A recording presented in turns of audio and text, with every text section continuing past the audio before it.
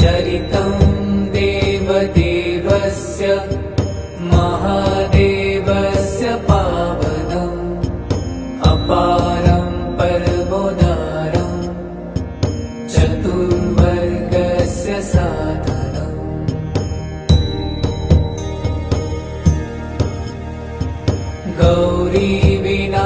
गौरीविनायकोपेतं पञ्चवक्त्रं त्रिनेत्रकम् शिवं ध्यात्वा दशभुजं शिवरक्षां पठेन्नरः।